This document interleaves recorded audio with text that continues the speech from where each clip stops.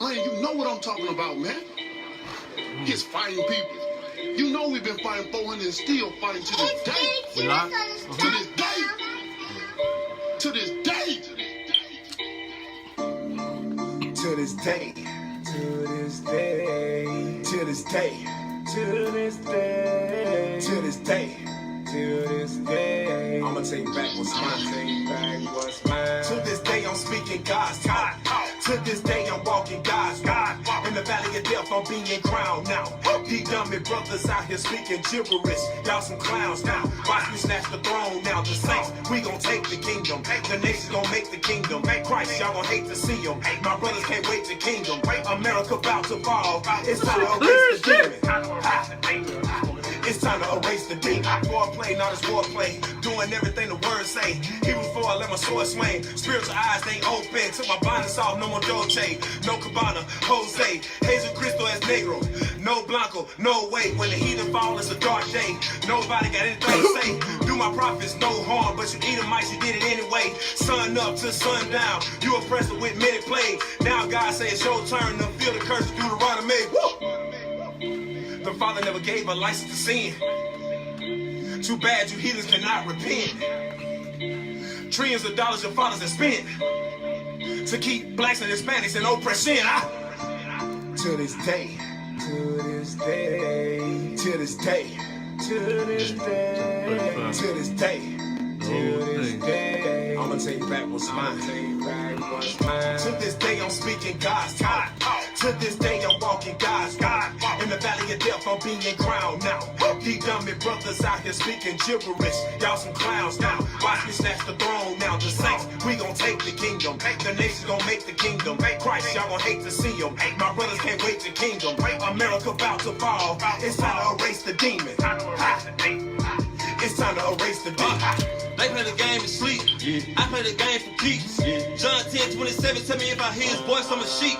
The book of 2 Corinthians, chapter 4, verse 3. Our gospel here to them that's lost. Ain't no more hide and seek. Read the word now, geek. Understand you and Greek. Wisdom of the ancients, cause it's laws that I keep. Now it's laws that I teach. Bring it out on the streets.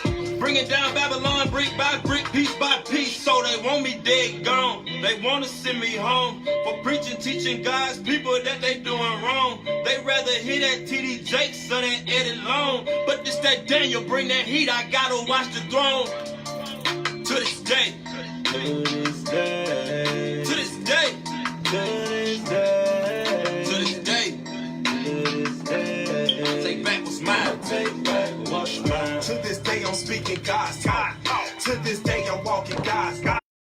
Out here speaking gibberish. Y'all some clowns now. Watch me snatch the throne now. The saints, we gon' take the kingdom. The nation gon' make the kingdom. Yeah, you know you Israel? You know you Israel? You know you Israel? You too? All praises. Well, this what this going down. This finna go down right here. It's time. Read what you got. Daniel chapter 7, verse 18.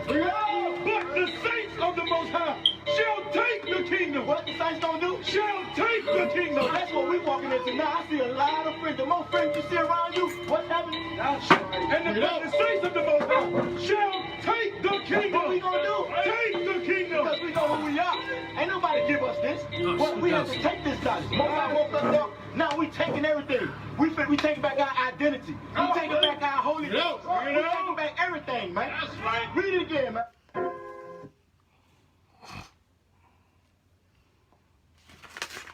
Shalom. Kal halal Yahweh Bahashem Hamashiach Yahweh Shai Barakatha. First and foremost, we want to give all praise, glory, and honor to the Most High Yahweh in the name of his son Yahweh Shai, and greetings to the 12 tribes of Israel who are scattered to the four corners of the earth. Shalom. My name is Brother Yakanan. This is Brother Matazalya. And today's lesson is violence against Jacob to this day. Ezekiel chapter 35. And what we're going to do is we're going to go through the Bible today and we're going to show you the violence that's being taken up against Jacob through a scriptural perspective. Without further ado, this is violence against Jacob till this day. The first scripture that we're going to start off with is the book of Ezekiel, chapter 35, verse 5. No, we're going one. Read the whole. Oh, I'm sorry. The book of Ezekiel, chapter 35, and we're going to start at verse 1. Son of man, set thy face against Mount Seir, and prophesy against it, and say unto it, Thus saith thy Elohim Yahweh, Behold, O Mount Seir, I am against thee, and I will stretch out mine hand against thee, and I will make thee most desolate. I will lay thy cities waste, and thou shalt be desolate, and thou shalt know that I am thy Elohim Yahweh, because thou hast had a perpetual hatred, and hast shed the blood of the children of Yasharallah by the force of the sword, in the time of their calamity, in the time that their iniquity had an end. Stop right there. Yeah, so Esau is going to pay for all the blood and violence against Israel that they still do today, as you see in Minneapolis and in Georgia with George Floyd and Ahmaud Arbery. And that perpetual hatred, give me Genesis 27:41-42, to see this perpetual hatred that Esau has for the children of Israel against his brother Jacob. And like we said, to this day, as we all know, Trayvon Martin, Mike Brown, Sandra Bland, you name it. It goes on. No, it's another day in paradise for us, though, because we know it's going to keep going. And we know that they just stacking up bodies for the Most High to destroy that ass. We know that their sins are reaching up to the heavens, and the Most High is going to hear our prayer. I mean, these things have been going on for years. I mean, you cannot name a time when the police have not been killing us. I mean, it even, or Esau himself has been killing us. Mm-hmm. It goes back to Emmett Till, when the lady falsely accused him of whistling at her, and then they hung and then drowned him, and then they found his body. And it's always been a perpetual hatred throughout history, and you're seeing these things coming to fruition for this day, and they're showing you who your enemy is. So they say that, oh, everything was in the past, but as we see, it still goes on. And they can talk that 400 years ago shit all they want. A day with the Most High is 1,000 years with us. So right. That 400 years, a whole half a day ain't even went by yet. So how about that when the Most High ain't forget? Go ahead and read that. The book of Genesis, chapter 27, verse 41 through 42. And Esau hated Jacob because of the blessing wherewith his father blessed him. And Esau said in his heart, The days of mourning for my father are at hand. Then will I slay my brother Jacob. And these words of Esau, her elder son, were told to Rebekah. And she sent and called Jacob her younger son, and said unto him, Behold, thy brother Esau, as touching thee, doth comfort himself, proposing to kill thee. See that from the beginning of Jacob and Esau. Esau has been jealous of a blessing that he gave away and sold away. He's been a liar from the beginning. And as we know, he lies today. He's going to continue to lie because he's the damn devil. And anybody thinks different is a damn fool. This brother George Floyd, that the police kept his knee in his neck. Me and my rib watched it last night. For like 9 minutes they kept their knee in his brother's rib, but they claimed this brother resisted arrest. And then they had a storefront camera of this brother where this brother, he cooperated with our enemies. He agreed with our adversary quickly, as the scriptures say to do. Yet they put their knee in this brother's neck, and this brother was in the community. He was trying to get people off of drugs. He was talking about rehabilitating our people and getting kids out of gangs. And this is what the police did to him. And you said how many minutes up? Like 9 minutes. 9 minutes. So for 5 minutes? No, but for 5 minutes it wasn't obvious he's not a damn threat. Bruh, I'm pinned on the damn cement for 5 minutes and ain't did shit, but I'm a threat. Surrounded by 4 cops. And they watched his body go limp. Like, we was watching the video, it was like around 2 o'clock in the morning, and It was just sickening to watch. And then they had pictures of this cop, and this cop had a hat on that said, "Make whites great again." Yeah, Well, I bet. I bet. For that case, when have they stopped being great? For what they consider great? They haven't. They always perpetrate like there's been some type of break in the violence against the black man, against the Puerto Rican man, against the Mexican man. There ain't been one day of break. There ain't been no break. There's been lies, falsehood, black president, a stool pigeon. Yeah. You got the damn border. They don't want Mexicans to come in. Instead of just send them back, what do? Separate families. And the same thing that they did back with the Cubans in the 80s. Refugee camps and all that bullshit. Like on land that belongs to them people already. That was already here. I got a precept. All right, go ahead. This is the book of Obadiah, verse 3. The pride of thine heart hath deceived thee, thou that dwellest in the clefts of the rock, whose habitation is high, that saith in his heart, who shall bring me down to the ground? Though thou exalt thyself as the eagle, and though thou set thy nest among the stars, thence will I bring thee down, saith Yahweh. Yeah, they prideful as hell. They got the same Bible, real quick. They got the same Bible and they know exactly what it says. But they do exactly what he just read. Go ahead. What you was going to say. Yeah, you have exalted yourself high. You showing yourself killing the children of Israel. You touching the apple of the Most High's eye. And you don't think that you can be touched. I mean, right now these cops are being charged with murder just because they was on camera. But look at how many people have not been charged with anything. You just had this thing with both them Shem John around this time last year where Amber Geiger went into his house and claimed that she thought that she was in her own apartment, where they showed the body cam where she shot this man in his own apartment. And then they didn't even hold themselves guilty and try to say that this man only had marijuana in his house. So what, you shot this man because he had marijuana in his house and you in the wrong apartment? Marijuana is practically legal right now in every state. And that's what we're going to hold this man accountable for? We're going to call him a hoodlum in his death because of some marijuana? So they say. So you being prideful in that? Oh, we're going to dig up all the dirt on this man. He's a criminal now. Yeah, he stole some candy in 1976. And then just last week in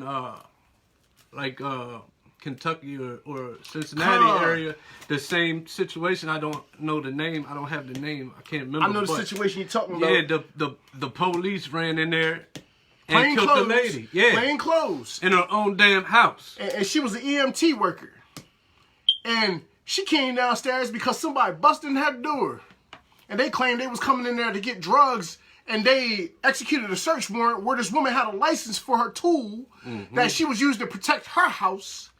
And these plainclothes cops bust through the door and shot her and ain't find no drugs. No drugs. Per the usual. Because even when they say it's drugs, we know that's a bunch of damn lies. It's always something. Shoot first, pin charges later. Let's if you're done with that, let's go ahead and continue down that Ezekiel to verse 6. Read that verse 6 and don't go past it. Just give me just 6.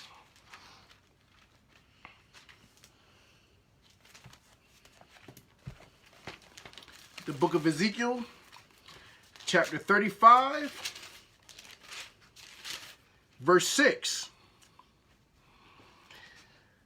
Prophesy therefore, Salakia, I'm reading the wrong spot.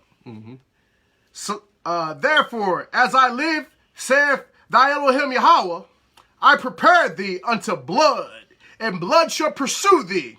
Sith thou hast not hated blood, even blood shall pursue thee. Thus will I make Mount Seir most desolate, and cut off from it him that passeth out, and him that returneth. Yeah, so as we're going into, Esau, the white man, has always love blood. Come. And we're going to go into a couple of books that I have here and show how from the time that they came to this land to now that they've loved blood. Come. And it's been the same people's blood that they shed the whole time. Come. So the first book I'm going to bring out, if you can grab it real cheap offline, it's called A Short Account of the Destruction of the Indies by Bartholomew de las Casas. And this cat was like a friar or something and came with the conquistadors and sent letters back to the queen, basically giving an account, as the book says, of the atrocities that he's seen. That the I guess conquistadors, you know, the men with the weapons were doing to our forefathers. So the first place I'll go, if you have the book, is page 7. And see something that he said about our forefathers when they came here.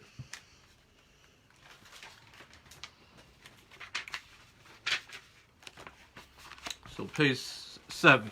And it reads, "Meanwhile, the boldness and the unreason of those who counted as nothing to drench them, they counted as nothing to drench the Americas in human blood and to dispossess the people who are the natural masters and dwellers in those vast and marvelous kingdoms, killing 1,000 million of them and stealing treasures beyond compare."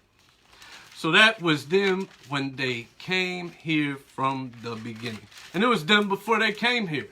It's been them since, as we read in Genesis, from the time that they came on earth. They've had a hatred and wanted to kill the Israelite. Not only that, but to steal and take their goods and to take things that do not belong to them.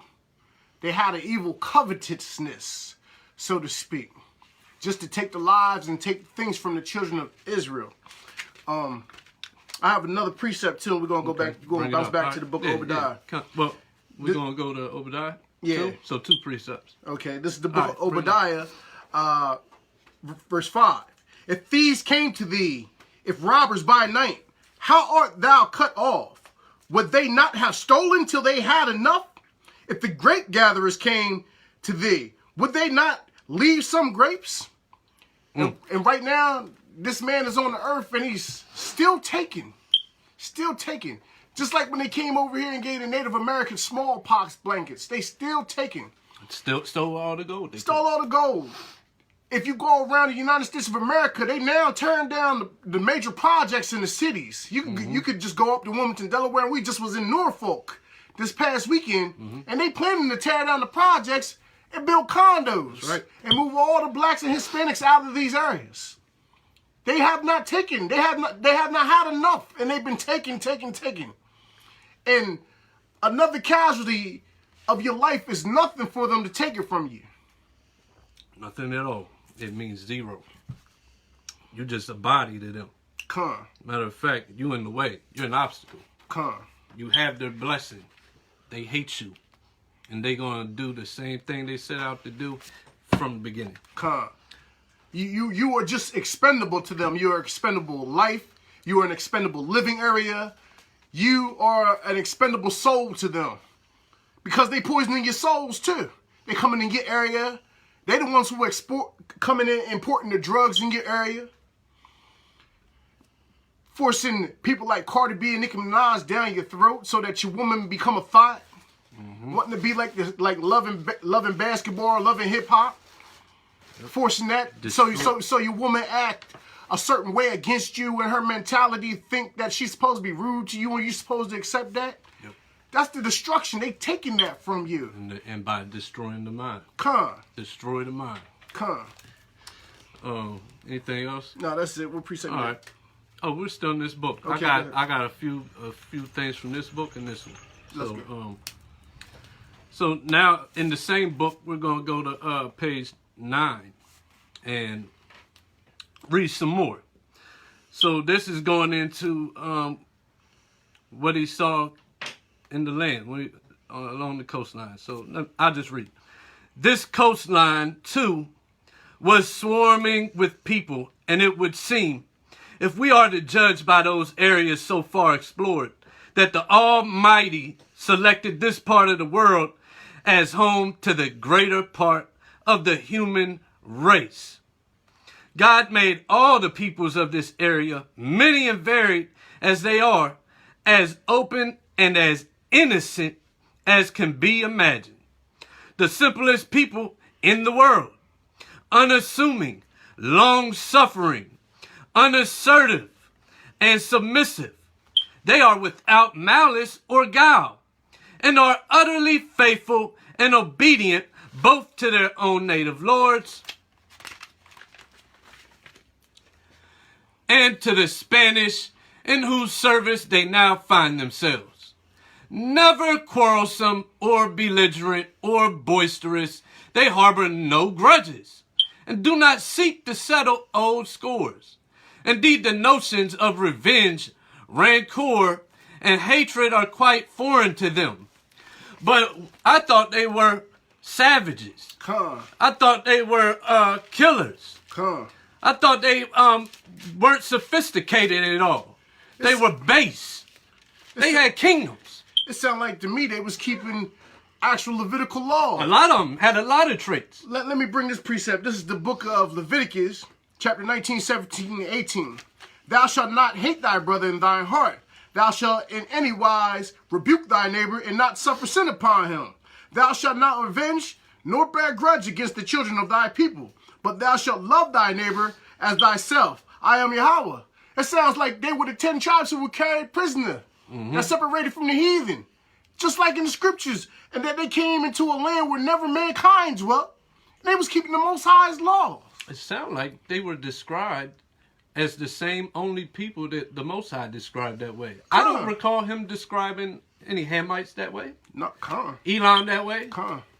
Definitely not Esau that way. Moab. I recall that he described the children of Israel that way. That's right. Ain't that something? And their own pen wrote that these are the traits of the people that when they got here was already here. If you ain't got nothing else, I'll go ahead. All right, I'm going to continue reading in this book. Page 11 in this book, Destruction of the Indies. You can grab me Isaiah 1:9. I don't need it yet, but. All right, and it reads, it was upon these gentle lambs, imbued by the Creator with all the qualities we have mentioned, that from the very first day they clapped eyes on them, the Spanish fell like ravening wolves upon the fold. Sound like what? Ravening wolves upon the fold. Or like tigers and savage lions who have not eaten meat for days. The pattern established at the outset was remained unchanged to this day. That's when he wrote this. Also to this day.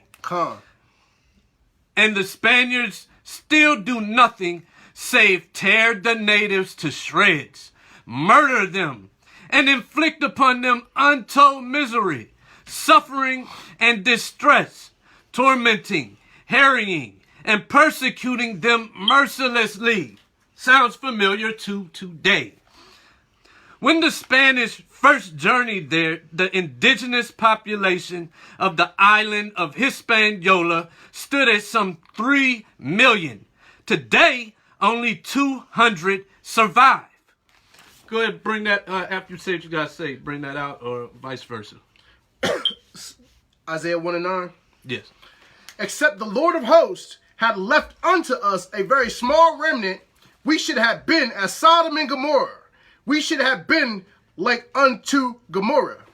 So we brought that out just to show that they came and they killed and killed and killed millions and left hundreds.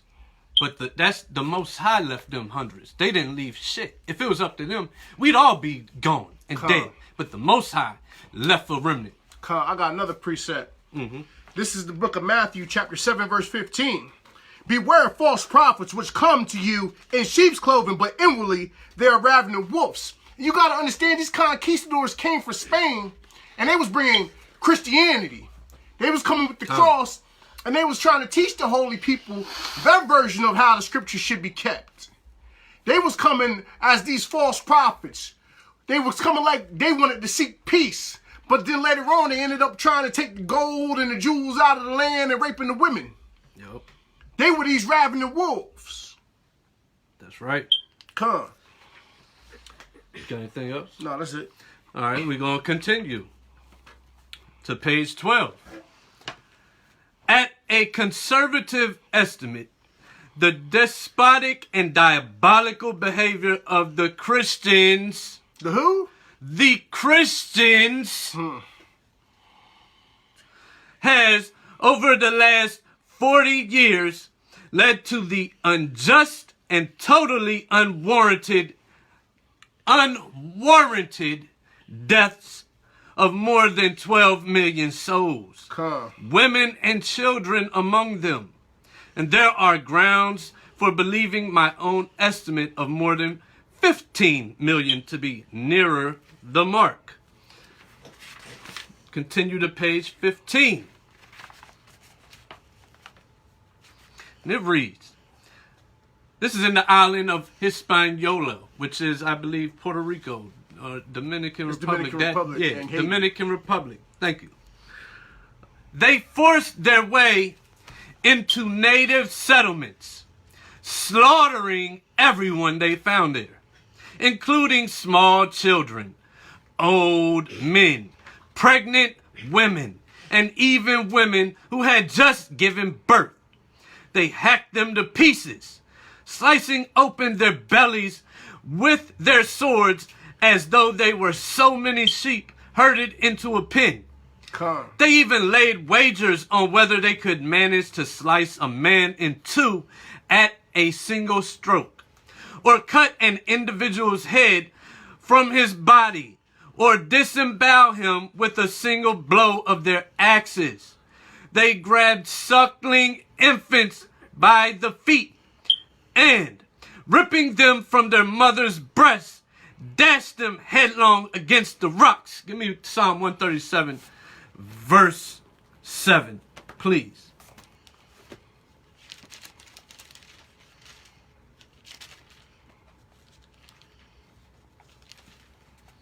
They had no discretion for your women, for your young men, for the children, for the babies. The book of Psalms, 137, verse 7.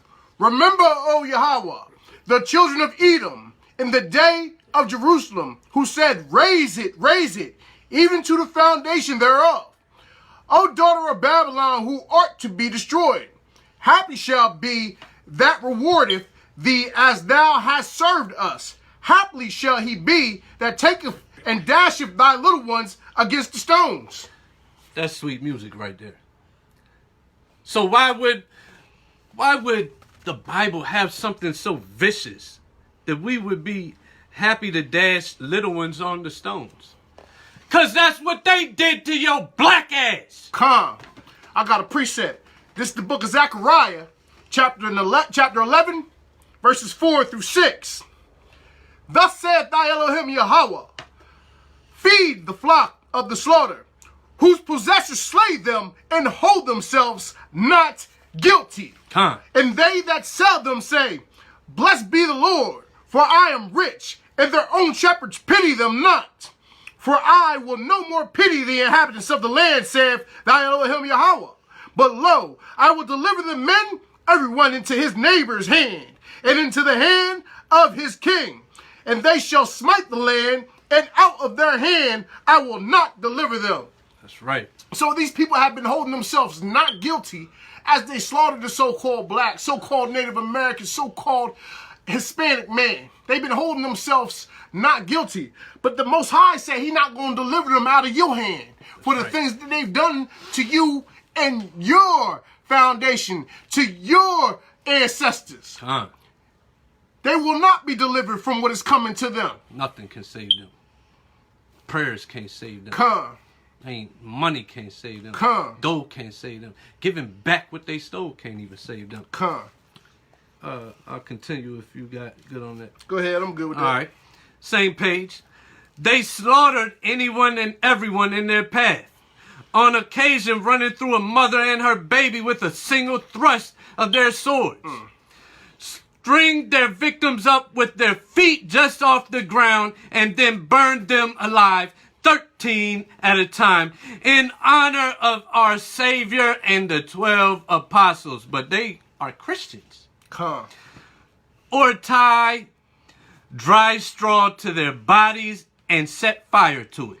Let me bring out Zechariah 11 verse 5 again. Yeah, bring that out. Whose possessors slay them and hold themselves not guilty, and they that sell them say, Blessed be the Lord, for I am rich, and their own shepherds pity them not. So these men are saying, Blessed be the Lord. They coming in the name of Yahweh Shai, and they conquering the land, and they killing people. It said they was having contests right here to swing their sword and see if they could dash through the woman's stomach and slice her and the baby in half at the same time. That's right. By their own pen. They burned you to mock Yahweh Shai and the 12 apostles. Come. But you follow their religion. Come. Yo, I'm going to continue. Some they chose to keep alive and simply cut their wrists, leaving their hands dangling, saying to them, Take this letter. And you think they're your goddamn friend. You think the women love you. The way they normally dealt with the native leaders and nobles was to tie them to a kind of girdle or griddle consisting of sticks resting on pitchforks driven into the ground and then grill them over a slow fire, with the result that they howled in agony and despair as they died a lingering death. My bad. So they took the leaders. They wasn't even worried about making deals. Like you could make a deal, save us, and we'll be your slaves forever. They ain't even care about that. Well, we're going to take the leaders. We're not going to deal with none of them. We're going to leave who we leave alive, and we're going to just slaughter, because we love blood. I'm going to go to page 17. Go to page 17, I'm going to read out of. And then I'm going to go to another book and show y'all their wickedness. All right. These mortal enemies of humankind. Who are these? Mortal enemies of humankind. Trained hunting dogs to track them down. Wild dogs who would savage a native to death as soon as look at him, tearing him to shreds and devouring his flesh as though he were a pig. These dogs brought havoc among the natives and were responsible for much carnage. And when, as happened on the odd occasion, the locals did kill a European, as given the enormity of the crimes committed against them, they were in all justice fully entitled to. This Spaniard saying we were in all justice to kill them. Fully entitled to. The Spanish came to an unofficial agreement among themselves that for every European killed, 100 natives would be executed. So for every one, 100 of us. Go ahead and bring out, we're going to go to Psalms 80, verse 8 to 13. The book of Psalms, chapter 80, verse 8 through 13. Thou hast brought a vine out of Egypt. Thou hast cast out the heathen and planted it. Thou preparedst room before it and did cause it to take deep root. Hold on real quick. Yeah, just to be clear, the northern kingdom that was here was brought out of Egypt. They was brought out of slavery with the Assyrians, correct? And he stayed the water so they could come to this land. and plant them there, and they came with the intentions of keeping the laws. But either way, so continue. Go ahead and continue. Thou hast bought a vine out of Egypt. Thou hast cast out the heathen. Slakia. Thou hast cast out the heathen. Thou preparedst room before it, and didst cause it to take deep root, and it filled the land. The hills were covered with the shadow of it, and the boughs thereof were like the goodly cedars. She sent out her boughs unto the sea, and her branches unto the river. Why hast thou then broken down her hedges, so that all they which pass by the way do pluck her? The boar out of the wood doth waste it, and the wild beast of the field doth devour it. That sounds a lot like what we just read in that book. Come. With the dogs that they would sick out. And if we've all probably most of us have seen the movie Django, and they when the slave didn't want to fight, what they do? They sick the dogs on him. And through history, if you study and look it up, they did that a lot. They still sicking the dog on you till this day. Yeah. They got the canine unit. Yeah.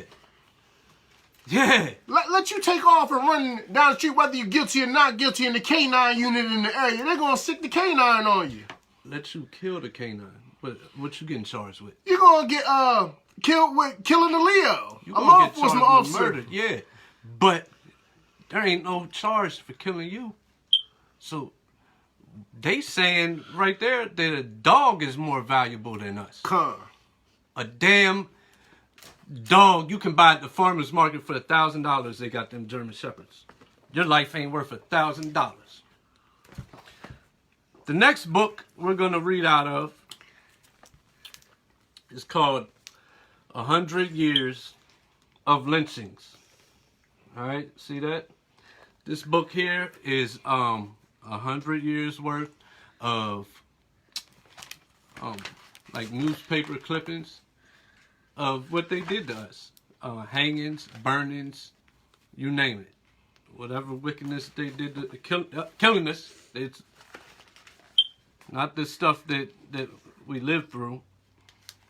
And we're going to read some stuff from there to see about the same people we have in charge today, how they was, once again, by their own pen, in history. So the first page we're going to go to is page 63, if you have the book or if you get it in the future. And what we're going to read at page 63 is Slovakia. This is a news clipping from Vicksburg, Mississippi, February 8th, 1904. And the headline of it is Lynched Negro and Wife Were First Mutilated. So before the lynching, they mutilated. So let's see what our rulers, our oppressors, did to this couple. And it reads, an eyewitness to the lynching of Luther Hobart and his wife, Negroes, which took place in Doddsville yesterday, today gave the Evening Post the following details concerning retribution exacted from the couple prior to their cremation yesterday. When the two Negroes were captured, they were tied to trees, and while the funeral pyres were being prepared, they were forced to hold out their hands while one finger at a time was chopped off. The fingers were distributed as souvenirs. The ears of the murderers were cut off. Hobart was beaten severely. His skull was fractured, and one of his eyes knocked out with a stick hung by a shred from the socket. Some of the mob used a large corkscrew to bore into the flesh of the man and woman. A corkscrew is like if you ever took the top off of a wine bottle, the cork, you screw it in there. And when you pull it out, the whole cork comes out. Okay, so listen. So this is what they used a huge corkscrew to screw into this man and wife. At this time, it was probably used to cork a barrel. That's what they was using as a cover because it swelled up in liquids. So this corkscrew was probably being used in a barrel, and they was taking this corkscrew and putting it in our brothers and sisters. Why they lynching them? Why they still alive with the eye poked out? Yep. Get this. It was applied to their arms, legs, and body, then pulled out. The spirals tearing out big pieces of raw, quivering flesh every time it was withdrawn. Now these are your friends that it was a long time ago. And that was only 116 years ago.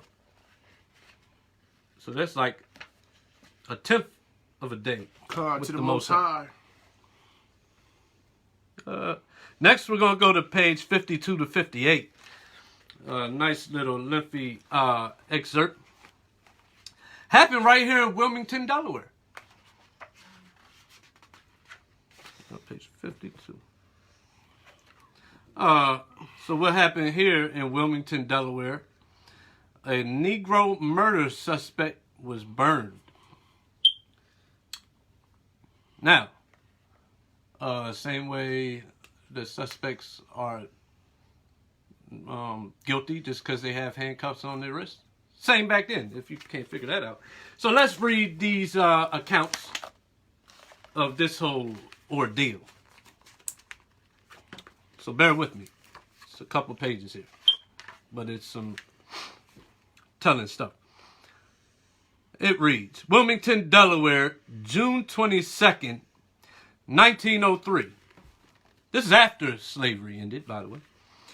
A mob of 2,000 persons tonight took George White, the Negro suspected of murdering 17-year-old Helen S. Bishop last Monday, from the workhouse, burned him at the stake, and riddled his body with bullets. Guards attempting to repulse the crowd inadvertently shot a man and a boy.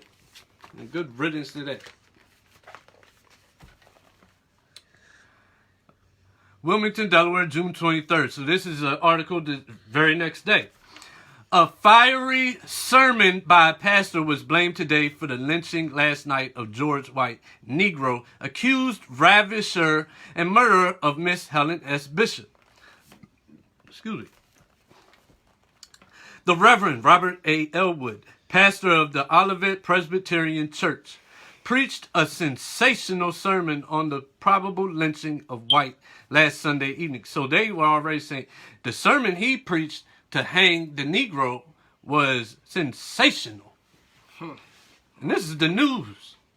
They're supposed to not have a care one way or the other. The text of the sermon was widely distributed, and this was believed today to have had much influence in the lynching of White, which followed. Reverend Elwood took his text from Corinthians 5, verse 13. It don't say whether it's first or second, but get this, because they're using the scriptures that was given to the children of Israel to justify their wickedness. But let me read. You go ahead and get it, and let's see what it's really talking about. So Reverend Elwood, this Edomite, took his text from Corinthians 5 and 13 that states, therefore, put away from among ourselves that wicked person. Well, you might as well put your goddamn self away from yourself. Because Esau is the most wicked the earth has seen. And referring to the urgency for a speedy trial for the Negro, Reverend Elwood said, I call your special attention to that part of my text found in the Constitution, which says, in all criminal prosecutions, the accused shall enjoy the right to a speedy and public trial. On the day of this terrible crime, the officials arrested a man supposed to be guilty. He was taken before a magistrate and held without bail. Tonight he is in jail with armed guards, parading about for his protection, waiting until the middle of September. Is that speedy? Is that even constitutional? he said, "O honorable judges, call the court, establish a precedent, and the girls of this state, the wives of our homes and the mothers of our fireside and our beloved sisters, will not be sorry, and neither will you. And honorable judges, if you do not hear and heed these appeals, and that prisoner should be taken out and lynched, then let me say to you with a full realization of the responsibility of my words, even as Nathan said to King David of old, after his soldiers had killed Uriah, thou art the man. So I would say to you, the responsibility for lynching would be yours, for delaying the execution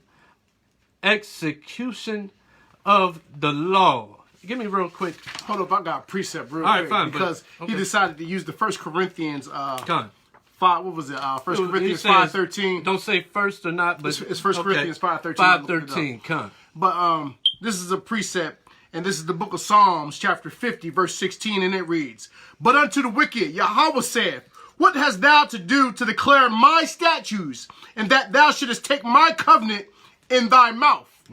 So these are people who has been living wickedly. These are people who have been ravishing the land.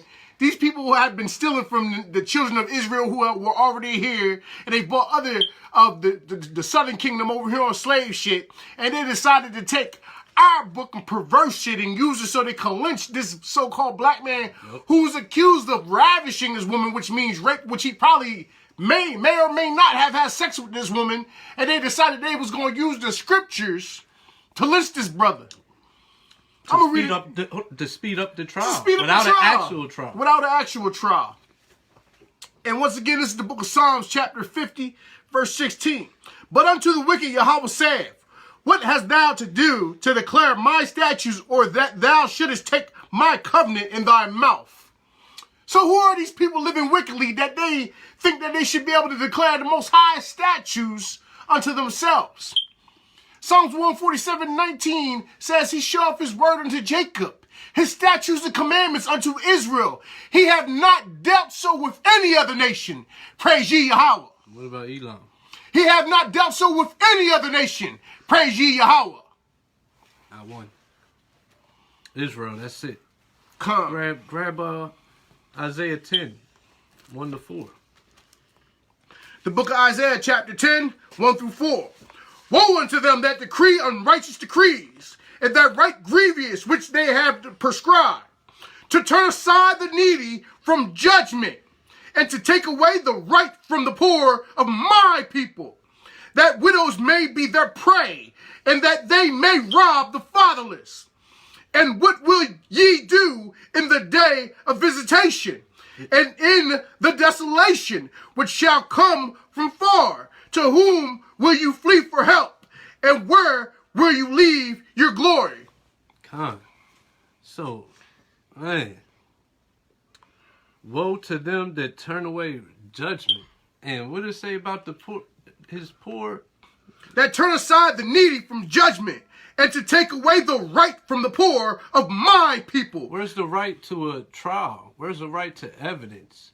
Where's the right to all the so-called constitutional rights? What's this? Hurry up and lynch him, and if you don't, as Nathan said to King David, thou art the man. So I would say to you, the responsibility for lynching would be yours, for delaying the execution of the law. Well, you're taking judgment from the children of Israel. Come. "But unto the wicked God saith, what hast thou to do to declare my statutes, or that thou shouldest take my covenant in thy mouth?" Man, yeah, and that's what they do today, man. Come. That's why we call this "to this day," and that's why the Ezekiel says it: perpetual hatred of perpetual violence against Jacob to this day. Come. It's gonna continue. It's gonna continue till the end. And bless her eyes to see. I'm going. If you ain't got nothing, I'm gonna continue in this book. Go ahead, go. Okay. "If the judges insist that the trial of the murderer of Miss Bishop be delayed until September, then should he be lynched? I say yes. Wow. So forget the trial. I say we lynch him any old way. Not building no case, just hearsay. Yeah. The father of the murder victim is also a minister.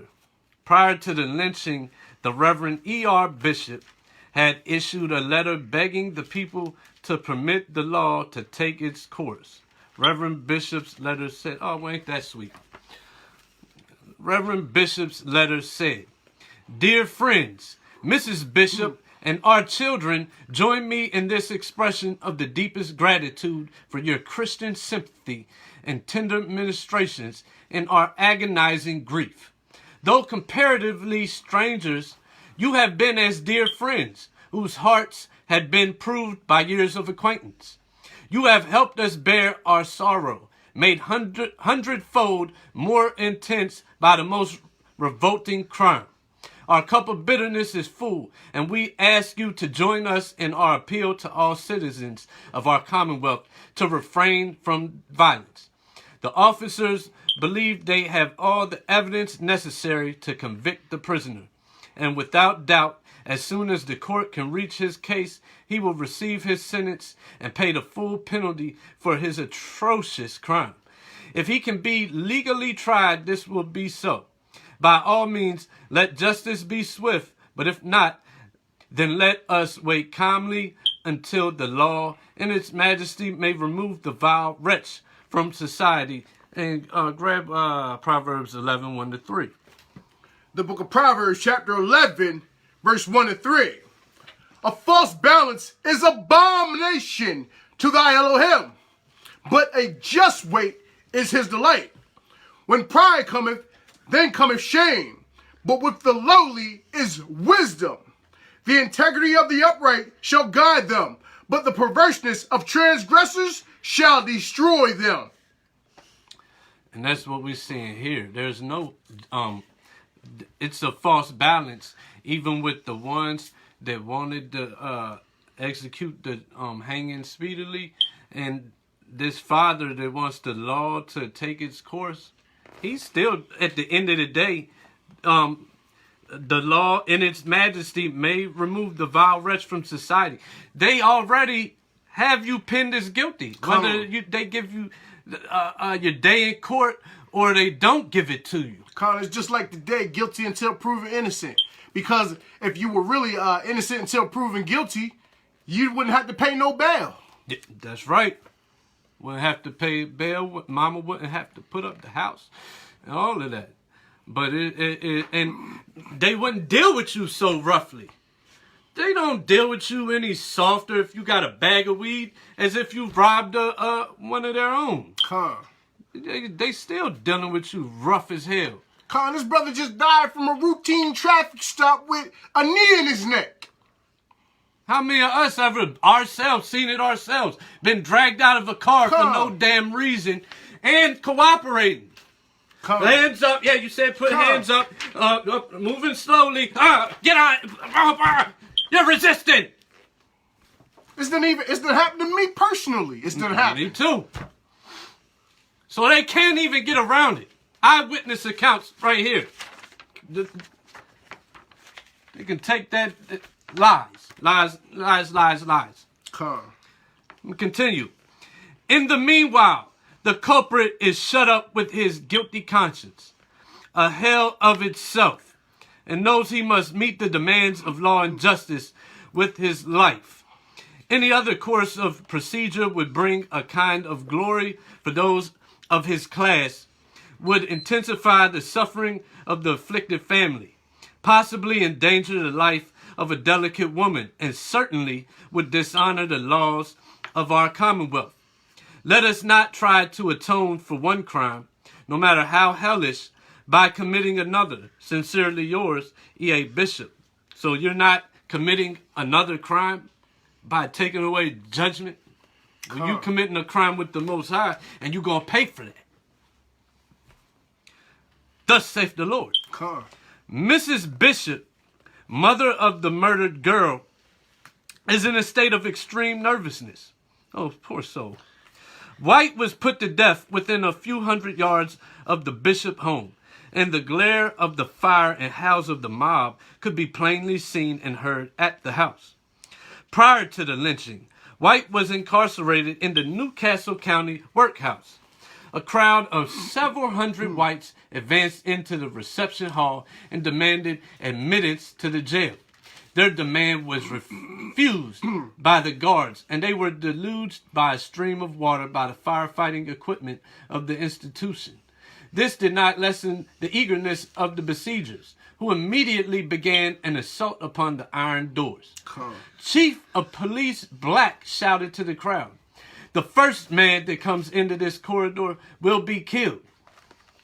The leader of the mob grasped one of the heavy sledgehammers, and as he attacked the steel grating, he cried, then you had better kill me for the first one." That's how prideful and bold they was, like they are today. Another man shot out the cluster of incandescent lights in the vestibule. The mob and guards exchanged shots, but did not aim at each other. Peter Smith, a 12-year-old boy, and another youth, name not known, were wounded during the fusillade. Smith was shot in the back. The bullet which struck him evidently came from a pistol in the crowd, as it is claimed by the prison warden that his guards fired over the heads of the lynchers. Smith is not expected to live. The other injured youth was shot in the nose and expected to live. While about 300 men and boys were storming the front of the jail, several thousand sympathizers were lined up outside. And while they took no active part in the attack, they were plainly in favor of lynching White. After forcing their way into the lower corridor of the West Wing, the crowd surged up to the front row of cells on the 3rd floor. The leaders, who had sledges and rivet-cutting appliances, were calm and determined and cut straight to the cell of the man they were after. That no other doors were demolished is due to the leaders who told Chief Black and Warden Meserve that they intended to get the Negro if they had to break every steel door in the place, and argued that it was a useless expense to the county to have unnecessary damage done to property. The officials saw the strength of this argument and informed the leaders that White was in cell number 13 on the front row, 3rd story. This was enough. At the door to this row of cells was at once attacked. "This is the only door between us and our man," shouted one of the mob, "and if you will stand back, we will cut it open in an hour." It was just 22 minutes of 12 o'clock when the mob, with yells, curses, and cheers, rushed into the corridor past the cell doors of the frightened prisoners to the cell occupied by White. Here more trouble was encountered, for in smashing the lever box, the mechanism was damaged, and the door to the cell of White could not be opened. Warden Meserve then rushed into the cell corridor to prevent the mob taking the wrong man. He saw that the men with hammers were about to demolish the cell door and told them how to disconnect the door so it could be operated. As soon as the door of the White cell slid open, there was a deafening cheer and cries of, "Don't hurt him! Hang him! Don't hit him! Burn him at the stake! Take him to the place where he murdered Miss Bishop! For we have driven a stake there and will burn him." Let's go real quick to Proverbs 10:11. The book of Proverbs, chapter 10, verse 11. "The mouth of the righteous man is a well of life, but violence cover the mouth of the wicked." Verse 12. "Hatred stirred up strifes, but love covereth all sins." Okay. Then from there, I'm going to go to Sirach 20:4. And as you see what we were reading, these cats was thirsty for that blood, willing to go through steel walls, and they would have went through the United States Army if they had to. And this is your friend. Come. So Sirach 20:4 reads, "As is the lust of an eunuch to deflower a virgin, so is he that executeth judgment with violence. So once again, what judgment are they seeking? There's no trial. There's no proof that this man did anything wrong, but we got thirst for blood. Jacob is in that cell, and look, we about to kill him straight up and down. I'm gonna continue reading. White fought desperately for his life and knocked down the first man who approached him. One of the leaders of the mob threw his arms around the Negro, thus protecting him.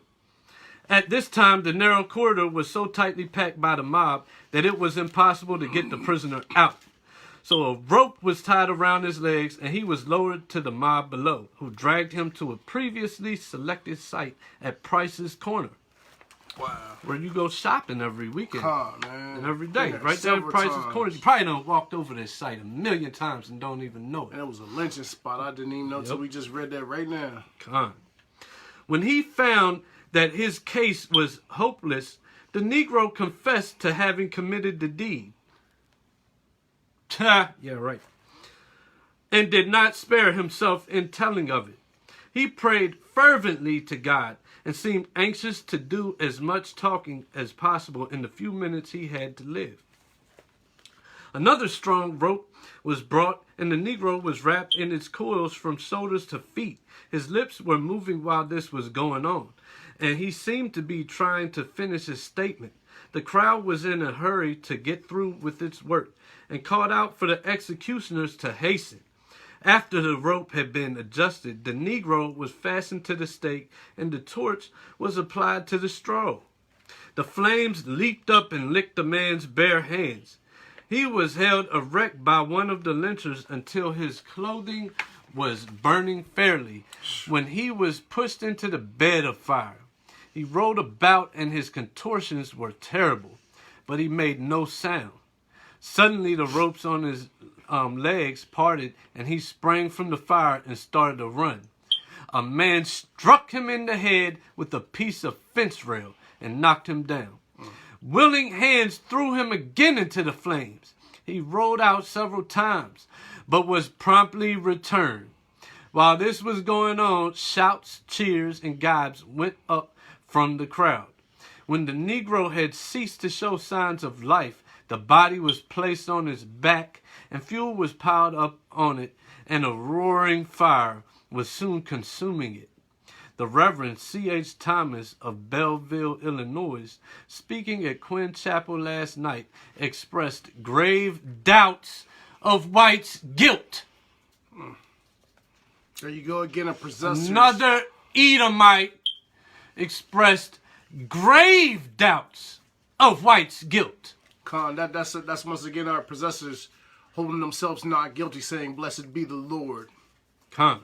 Posing as a reverend. So this guy's a reverend, and to his status, he's pretty much set in the Levites' positions. We all know Edomites don't set in the Levites' position. Get this. This is the evidence.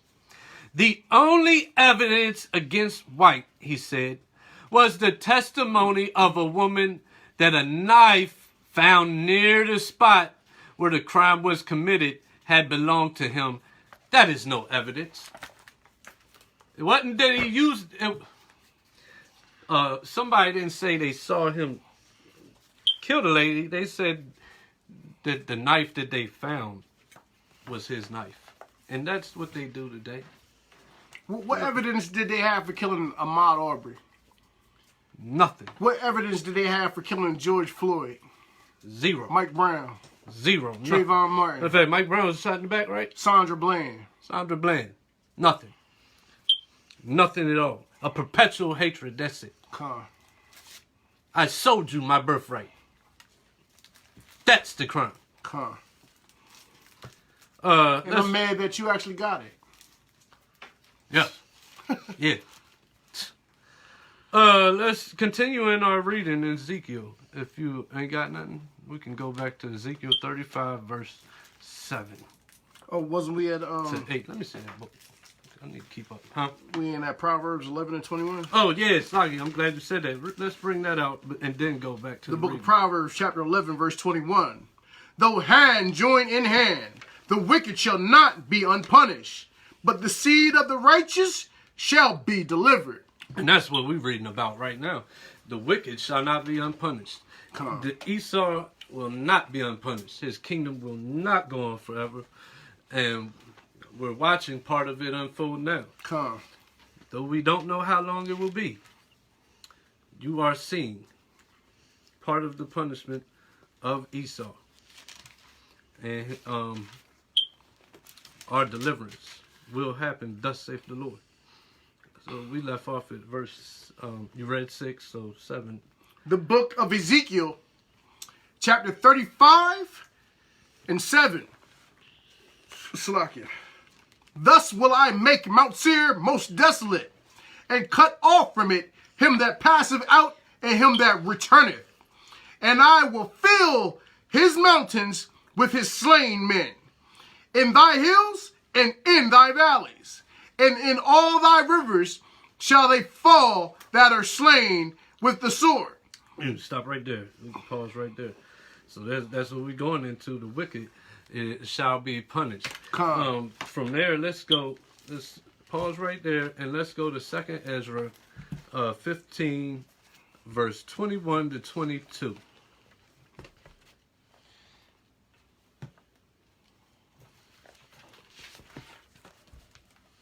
Book of 2nd Ezra, chapter 15, 21 to 22. Like as they do, yet this day unto as they do, yet this day unto my chosen, so will I do also, and recompense in their bosom, thus saith thy Elohim Yahweh. They ain't getting away with nothing. Not one thing. As they do to the chosen to this day. It's going to come all back on them. From there, let's go to Nahum chapter 3, verse 1 to 3. Nahum 3, 1 to 3. That's in the regular Bible.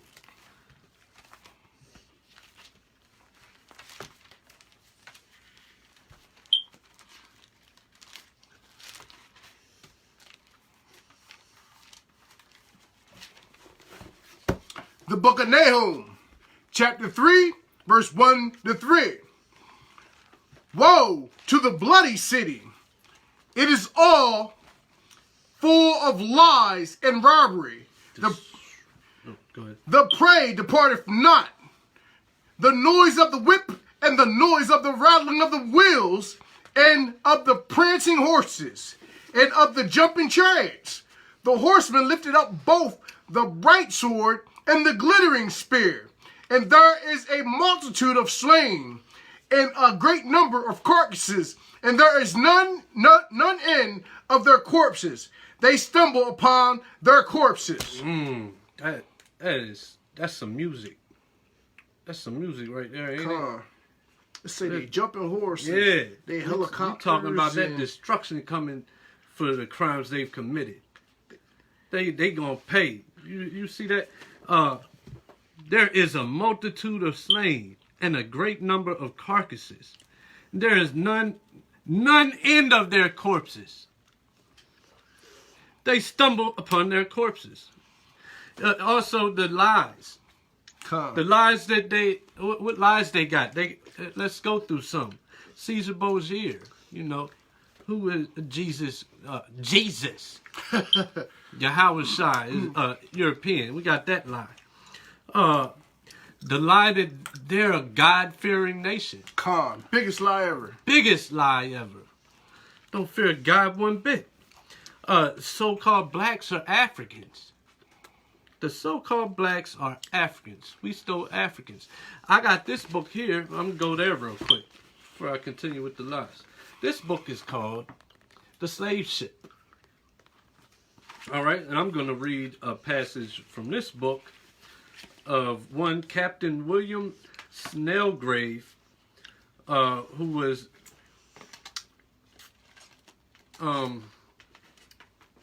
getting slaves from Africa, and an account that he gave on his trip to enslave us over in Africa. Captain William Snellgrave was gathering a cargo of Africans on the slave coast of Benin to transport to Antigua he's gathering Africans. We're Africans. Let's see. Let's continue reading what he said. To his surprise, he was invited by the king of Ardra, also called Alada, to visit. This presented a dilemma. On the one hand, Snellgrave dared not refuse if he wanted the curry for favor for future supplies of slaves. But on the other hand, he considered the king and his people to be fierce, brutish cannibals. The captain resolved the dilemma by deciding to visit and to take with him a guard of 10 soldiers, well armed with muskets and pistols, which those savage people I knew were much afraid of. Canoed by escorts a quarter-mile upriver, Snellgrave found on his arrival the king, sitting on a stool under some shady tree, with about 50 courtiers and a large troop of warriors nearby. The latter were armed with bows and arrows, swords and barbed lances. The armed sailors took a guarded position. Opposite to them, at the distance of about 20 paces, as Snellgrave presented gifts to a delighted king, Snellgrave soon noticed a little Negro child, tied by the leg to a stake driven in the ground. A little Negro child. 2 African priests stood nearby. 2 African priests stood nearby the Negro child. So I just want to pull that out to show an account of the differential of the Negro and the African. These people who came there and they took the slaves from the slave port, they made a vivid distinction of knowing the difference between the lineages of an actual Hamite and an actual Israelite by calling him the Negro. The land that they actually took the slaves from Sierra Leone down on to Nigeria, Niger, Ghana, it was known as Negro land. And all you got to do is do a little research for yourself.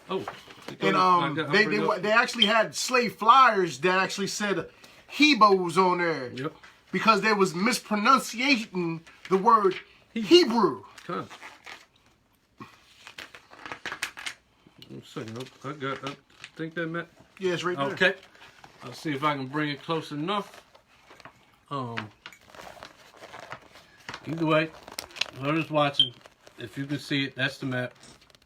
It says Negro land on there. Either way, you can Google that and you can find it very easily nowadays. And this is west coast of Africa. That is this called Negro land on their maps in 1747. So that's a lie. Let's more lies.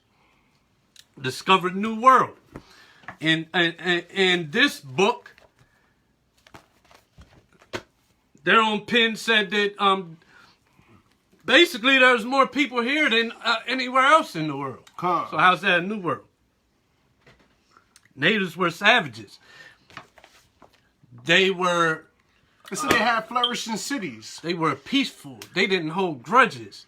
They didn't have malice, but they're savages. I can't even remember the book, but I was reading the book and it said that these people had mints and they had running waters. Oh yeah, and, probably on the Aztecs, probably. Yeah, and they had running waters and everything when the so-called quite a few books. The so-called white man came over here and they were in need of baths. And they made soaps and all that stuff already here, and they had cities established. They had markets.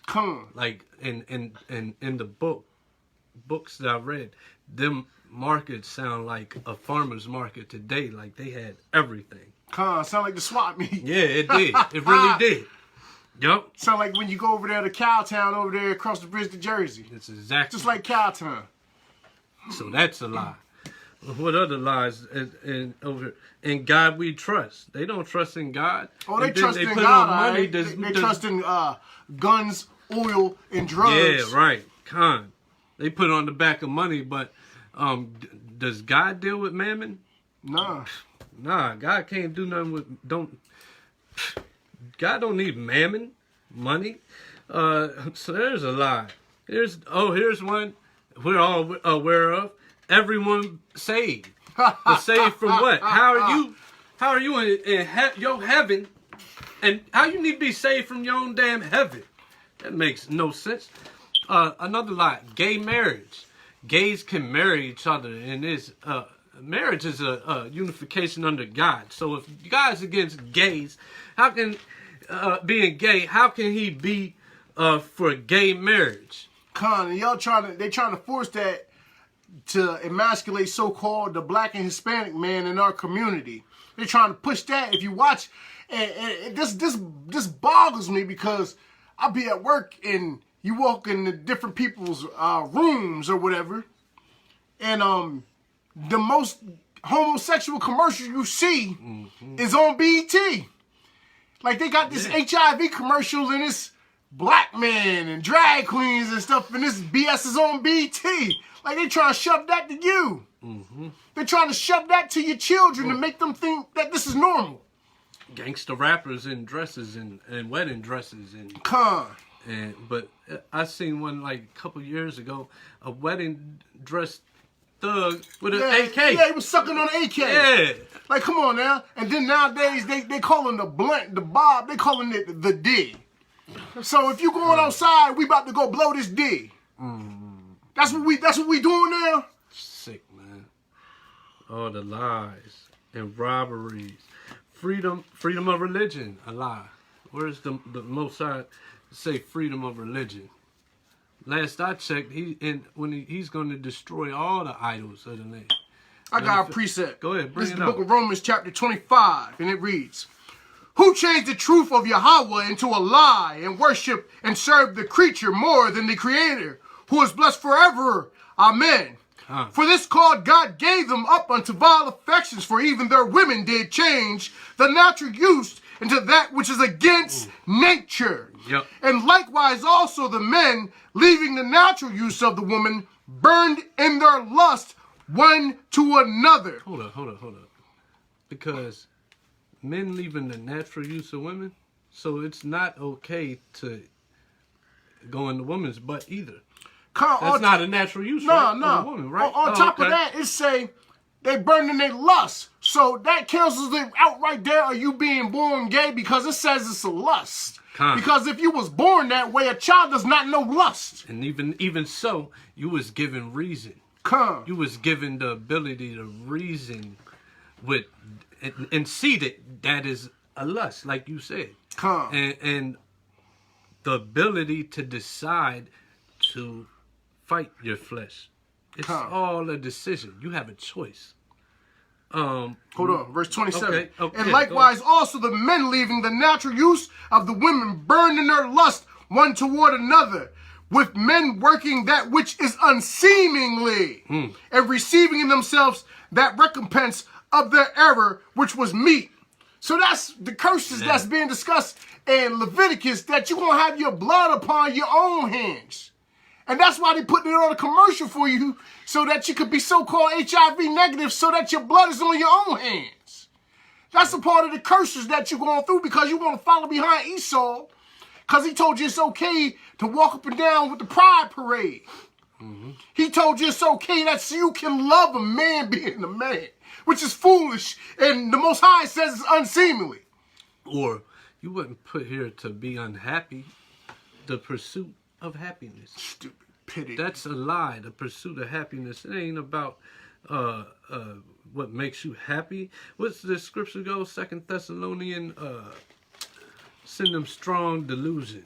So let's see what the Most High has to say about your pleasures. The pursuit of happiness. Shit, we could go through that whole chapter. Oh, I know. We can't though. Not right now.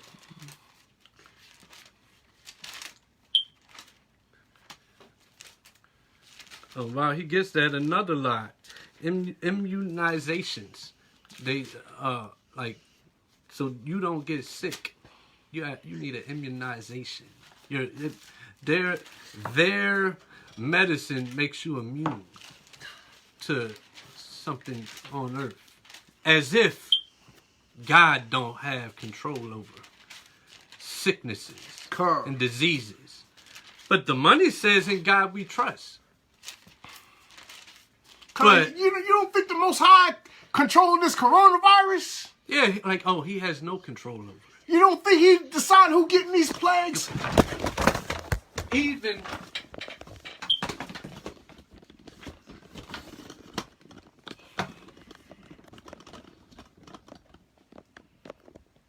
it's good.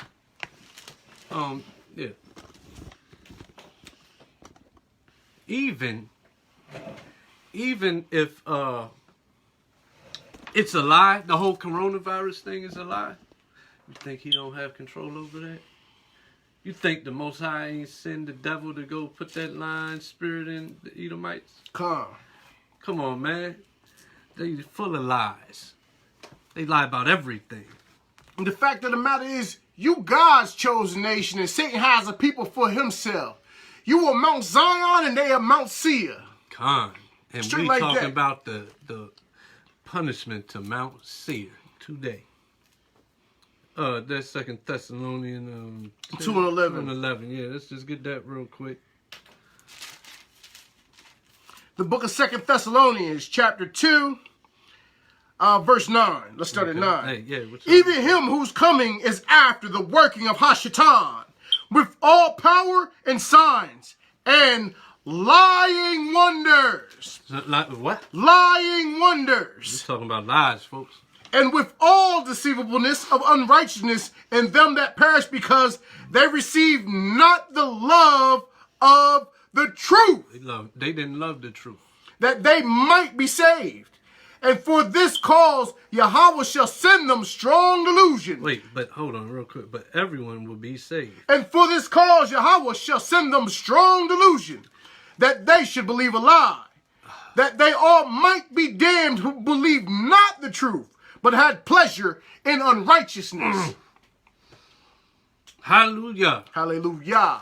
So these lies, the Most High is in control of them. When we look around, that's why we don't trip too hard. When brothers, sisters just won't get it, we know the Most High is in control of their belief in that lie. And he even tells you why. Because they've been loved unrighteousness. They've been loved wickedness. You think they had chance after chance? Generation after generation? Like we got, I'm pretty sure all y'all got relatives that y'all done told, look, stop eating swine.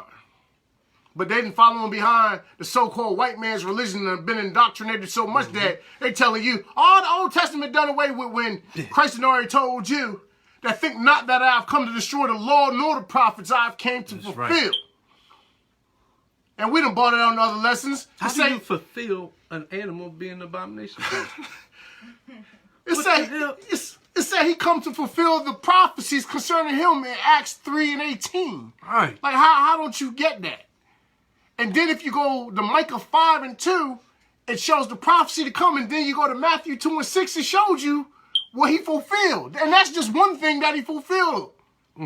So how you think he fulfilled everything? Then it say, till heaven and earth pass, not till one tittle shall no wise pass from the law. Then you go to Ecclesiastes 1:4, and it say that generation passeth away, but the earth abide forever. So if the earth abide forever, and it's saying till heaven and earth shall pass, that means the law abide forever. Oh, and guess what? Yeah.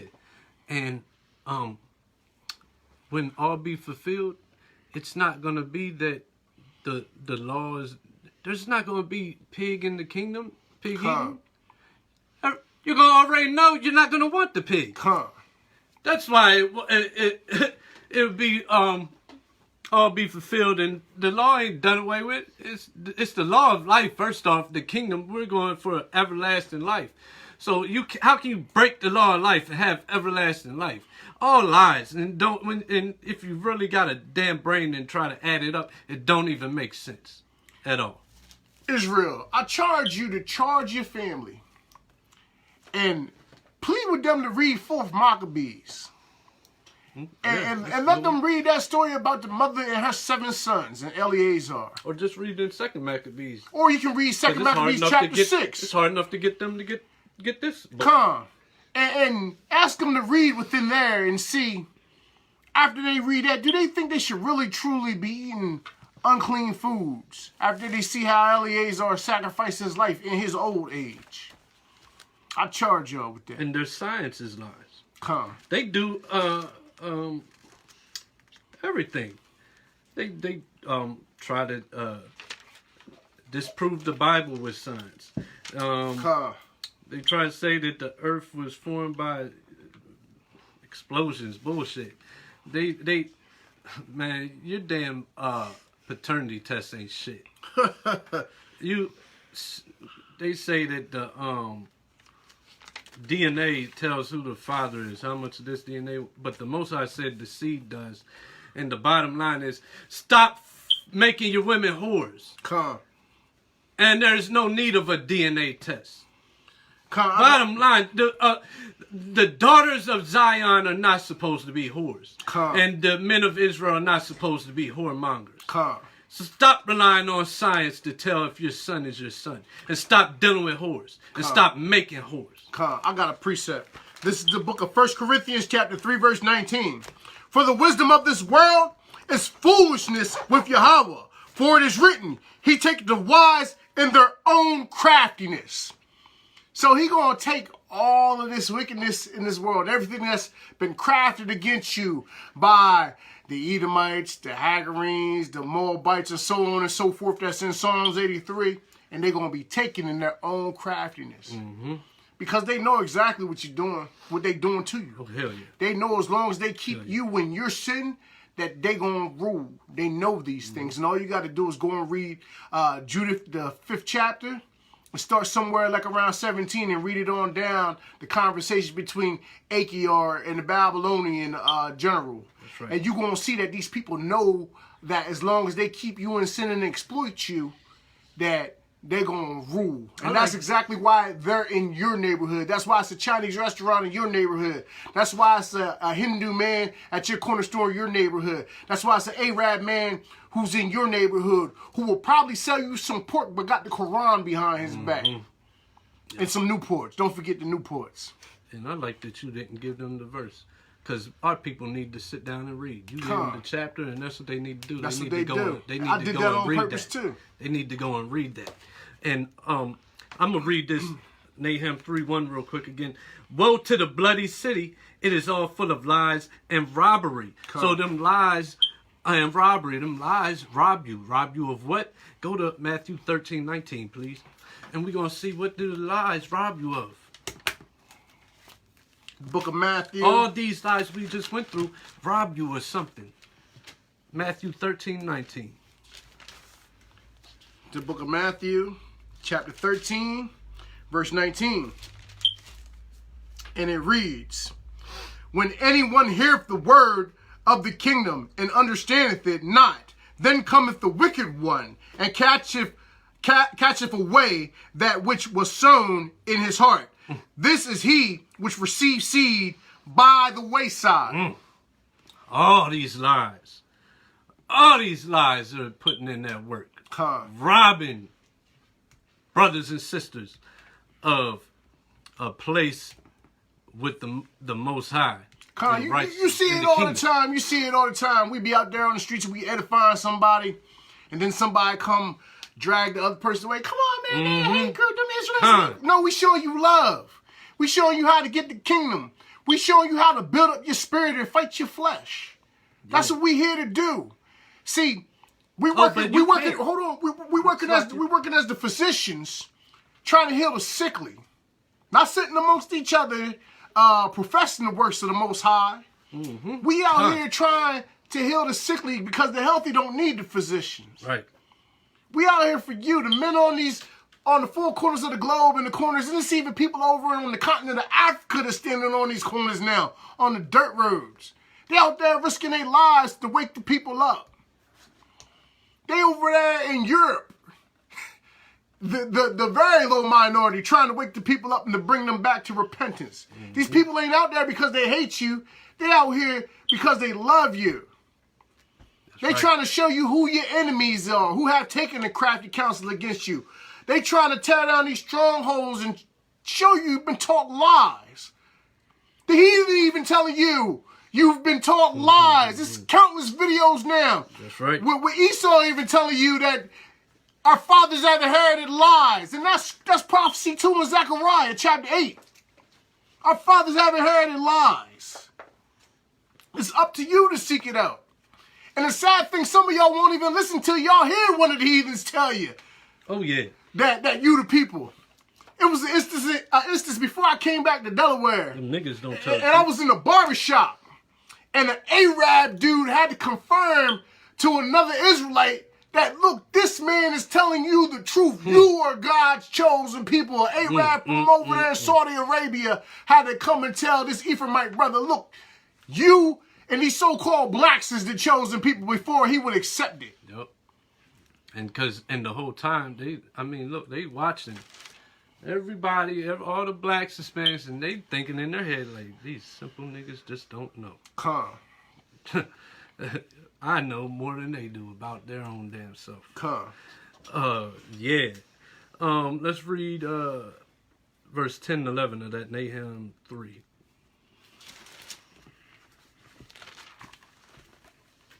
Nahum 3, verse 10 and 11. So we was already in Nahum 3. We just dropping down to verse 10 and 11. The book of Nahum, chapter 3, 10 and 11. Yet was the carried away, she went into captivity. Her young children also were dashed into pieces at the top of all the streets.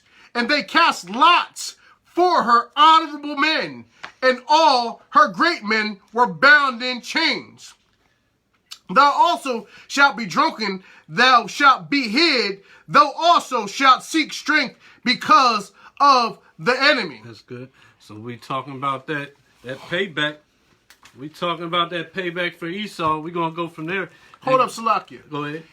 Now, we just read that he said, yet she was carried away. That's talking about the children of Israel are being carried away. It said that we were dashed to pieces.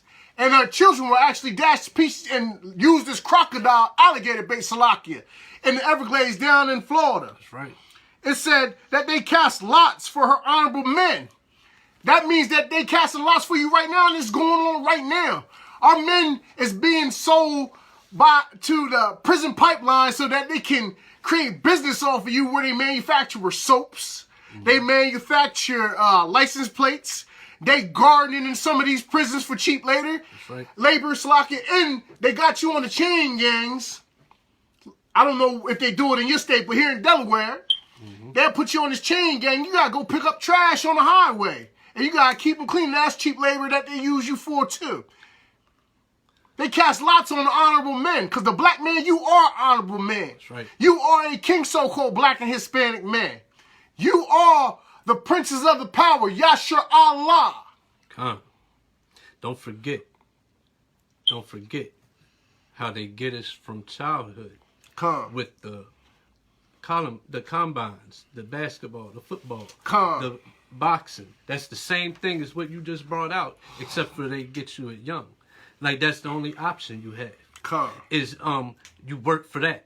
And all you worry about your whole life is making the top spot. And then by the time you old enough and don't make it through the combine, you don't make it through that physical checking out, at the auction block, you ain't got shit to fall back on. So we gonna get you with the next thing, selling this dope. And then get you in that prison system you was talking about, and on that chain gang. Not only that, they gonna get you with they so-called white woman. So that we ain't got time to go there. So that she hinder you. Yeah. So that her feet go down to the grave, and then when you decide that you gonna break up with this white woman, she gonna get you for all your riches. And instead of build your empire with a so-called black and Hispanic woman, she gonna dig in your guts. And you ain't got nothing to give back to your community like you should be doing. Or she'll just raise your son to be like them. To be like her dad. Or be effeminate. Yeah. Black men, we need to step up. That's right. You good? Yeah. All right, let's go. I'll read it. I'll bring this one out. You grab that Psalms 137, 79. I'll bring out. We're gonna go to 2nd Ezra, chapter 15, verse 53 down to 57, and it reads: If thou hast not always slain my chosen, exalting the stroke of thine hands, and saying over their dead when thou wast drunken, set forth the beauty of thy countenance. The reward of thy whoredom shall be in thy bosom. Therefore shalt thou receive recompense. Like as thou hast done under my chosen, saith the Lord, even so shall Yahweh do unto thee, and shall deliver thee in the mischief. Thy children shall die of hunger, and thou shalt fall through the sword. Thy cities shall be broken down, and all thine shall perish with the sword in the field. Man, you know I got a precept for that, man. You want to go there first? Go ahead and bring it out first. Yo, this is the book of Obadiah, the book of Obadiah, verse 15 and 16. And it reads, For the day of Yahweh is near upon all the heathen. As thou hast done, it shall be done unto thee. Thy reward shall return upon thine own head. For as ye have drank upon my holy mountain, so shall all the heathen drink continually. Yea, they shall drink, and they shall swallow down, and they shall be as though they had not been. Man, these fools got some hell coming to them. Con. For everything they do today and they been there, they gonna pay for that shit with blood. You want to bring out your thing, or I'll go here to Isaiah 34, 5 and 8. I can bring that out too. Well, I'm gonna bring this out. What you got? I got Psalms 137, 7 through... Go ahead and bring that one up. 7 to 9. Go ahead and bring Okay. that out first. The book of Psalms, chapter 137, 7 through 9. And it reads, Remember, O Yahweh, the children of Edom in the day of Jerusalem, who said, raise it, even to the foundation thereof. O daughter of Babylon, who art to be destroyed. That's right. Happy shall be that rewardeth thee as thou hast served us. Happy shall he be that taketh and dasheth thy little ones against the stones. Though the Lord be high, yet have the respect unto the lowly, but the proud he knoweth afar off. Though I walk in the midst of trouble, thou wilt revive me. Thou shalt stretch forth thine hand against the wrath of my enemies, and thy right hand shall save me. Thy Elohim will perfect that. Go ahead. Save who? I thought everyone would be saved. Though I walk in the midst of trouble, thou wilt receive me. Thou shalt stretch forth thine hand against the wrath of thy enemies, and thy right hand shall save me. Thy Elohim will perfect that which concerneth me. Thy mercy, O Yahweh, endure forever. Forsake not the works of thine own hands. We're going to bounce from there. I'm going to bring out Isaiah 34, 5 and 8. Isaiah 34, 5 and 8. It reads, For my sword shall be bathed in heaven. Shall be what? Bathed in heaven. Who bathed in heaven? Woo!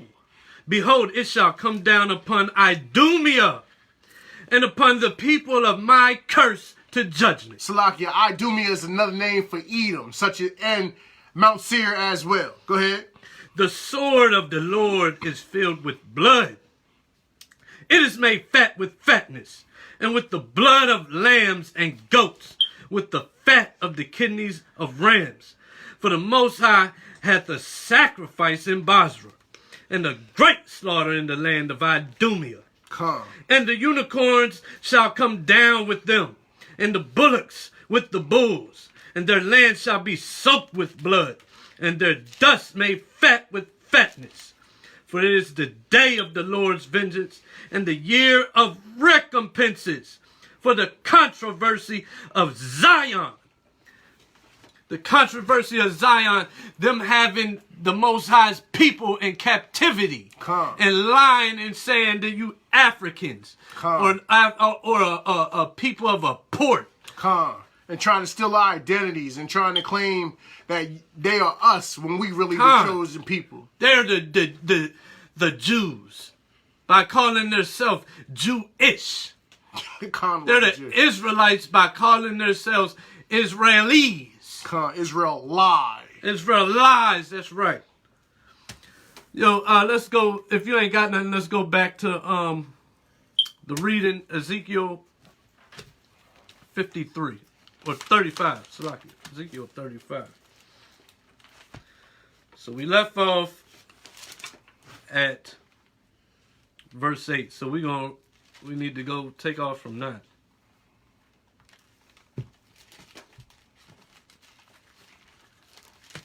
Stop at 10. Ezekiel 35. 35, 9 to 10. Verse 9 and 10. Ezekiel 35, verse 9 and 10. I will make thee perpetually desolate, and thy city shall not return, and ye shall know that I am Yahweh. Because thou hast said, these two nations and these two countries shall be mine, and we will possess it, whereas thy Elohim was there. Hold that, and we go to Isaiah 10. I'll read it. You hold that spot. Isaiah 10, 5 to 13. I'll bring that up. Isaiah 10, verse 5 to 13. O Assyrian, that's the white man, the rod of mine anger, and the staff in their hand is mine indignation. I will send him against an hypocritical nation, and against the people of my wrath will I give him a charge, to take the spoil and to take the prey, and to tread them down like the mire of the streets. Howbeit he meaneth not so, neither doth his heart think so, but it is in his heart to destroy and cut off nations, not a few. For he saith, are not my princes altogether kings? Is not Calno as Carchemish? Is not Hamath as Arpad? Is not Samaria as Damascus? As my hand hath found the kingdoms of the idols, and whose graven images did excel them of Jerusalem and of Samaria. Shall I not, as I have done unto Samaria and her idols, so do to Jerusalem and her idols? Wherefore it shall come to pass that when the Most High hath performed his whole work upon Mount Zion and on Jerusalem, I will punish the fruit of the stout heart of the king of Assyria, and the glory of his high looks. For he saith, by the strength of my hand I have done it, and by my wisdom. For I am prudent, and I have removed the bounds of the people, and have robbed their treasures, and I have put down their inhabitants like a valiant man. So Esau has did all this because the Most High let him do it, to chasten Israel. But what's he say? He says, I destroyed everything. I did it because I wanted to. Basically, who's going to prevent me? I'm powerful. Go ahead back to and read verse 11 of Ezekiel 35, verse 11. The book of Ezekiel, chapter 35, verse 11. Therefore, as I live, saith thy Elohim Yahweh, I will even do according to thine anger, and according to thine envy, which thou hast used out of thy hatred against them. And I will make myself known among them when I have judged thee. Oh, what's he talking about there? Go to Amos 3 and 2. See what the Most High is talking about.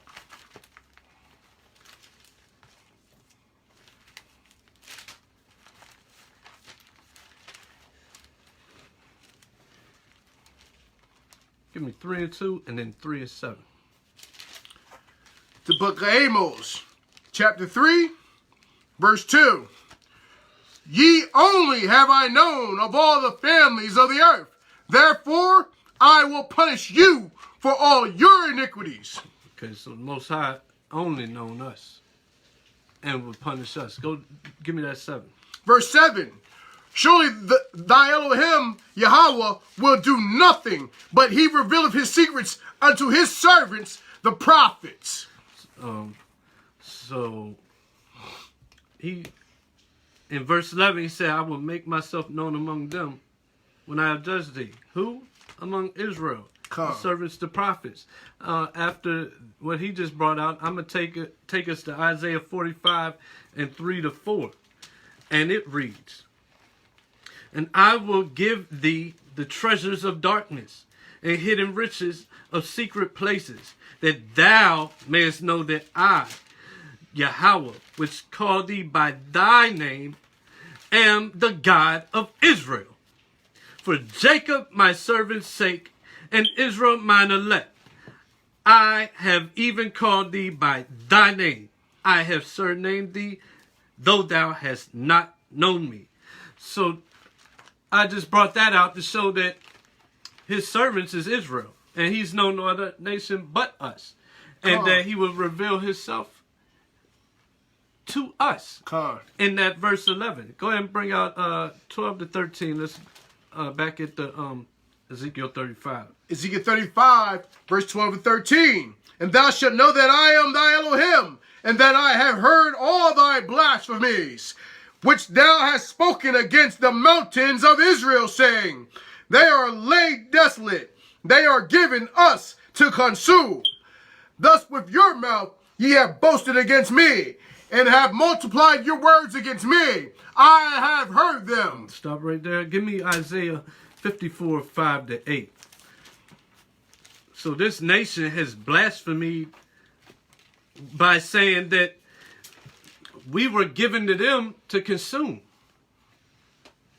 Esau has taken us, and they think that it's their right. They've been given the head over us to consume us. They think it's their privilege to spoil Jacob. Yeah, let's see what the Most High got to say about that. The book of Isaiah, chapter 54, 5 and 6. For thy maker is thine husband, thy Elohim of hosts is his name, and thy Redeemer, the Holy One of Israel. The Elohim of the whole earth shall he be called. For thy Elohim have called thee as a woman forsaken and grieved in spirit, and a wife of youth, when thou was refused, saith thy Elohim. That's 5-8 right there? No. For a small moment have I forsaken thee, but with great mercies will I gather thee. Real quick. So Esau thinks that he has us to consume us. But Yahweh just said what? For a small moment have I forsaken thee. For a small moment. But with great mercies will I gather thee. Well, he's going to have mercy on us. In a little wrath I hid my face from thee for a moment, but with everlasting kindness will I have mercy on thee, saith thy Elohim, thy Redeemer. Grab Zechariah 10 and 6. I'm going to go to Jeremiah 29, verse 11 to 14. And I'm going to read this, and then you can bring that up. Con? All right. Jeremiah chapter 29, verse 11. Bring it out. For I know the thoughts that I think toward you, saith Yahweh. Thoughts of peace, not to consume us. Thoughts of peace and not of evil, to give you an expected end.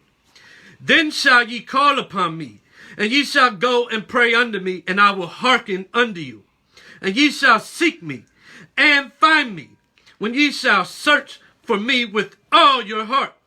And I will be found of you, saith Yahweh. And I will turn away your captivity, and I will gather you from all the nations, and from all the places whither I have driven you, saith Yahweh. And I will bring you again into the place whence I have caused you to be carried away captive. But they say we're for consumption. Go ahead and bring out that Zechariah 10 and 6. The book of Zechariah, chapter 10, verse 6. And I will strengthen the house of Yehudah, and I will save the house of Yosef, and I will bring them again to place them, for I have mercy upon them, and they shall be as though I had not cast them off. For I am the Elohim, their God, and will hear them. And they of Ephraim shall be like a mighty man, and their heart shall rejoice as through wine. Yea, their children shall see it, and be glad. Their heart shall rejoice in Yahweh. That's 6. That's 6 and 7. All right, that's good right there. Okay. That's good. So, hey, man. The blasphemies that they got us to consumers. The Most High ain't saying nothing like that. And so, just more that they gonna pay for it. Come. Zephaniah 2:15. Not yet. Okay. We gotta read the down to verse 15. Let's Okay, finish out that Ezekiel 35. We left off. You read 13, so 14 to 15. The book of Ezekiel, chapter 35, 14 and 15. Thus saith thy Elohim Yahweh, when the whole earth rejoiceth, I will make thee desolate, as thou didst rejoice at the inheritance of the house of Israel, because it was desolate. So will I do unto thee. Hold real quick. They rejoiced at the inheritance of the house of Israel. They rejoice with the possession of the house of Israel. They rejoice that they have us and try to consume us. They rejoice that thing. That's why they used to give us as gifts on Christmas. Come. Go ahead. Thou shalt be desolate, O Mount Seir, and all Idumea, even all of it. And they shall know that I am thy Elohim. All right.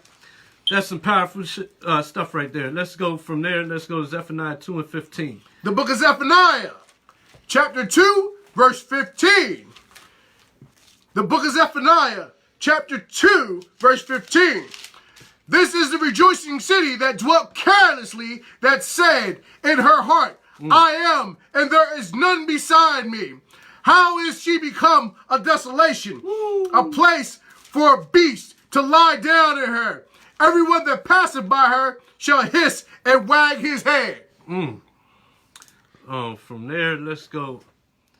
Man, I'd hate to be, I would hate to be Esau right about now. Joel 3, 19 to 21. We're going to Joel 3, 19 to 21. You give me that, and then I'll do the last one in Isaiah. So Joel 3, 19 to 21, people. The book of Joel, chapter 3, 19 and 21.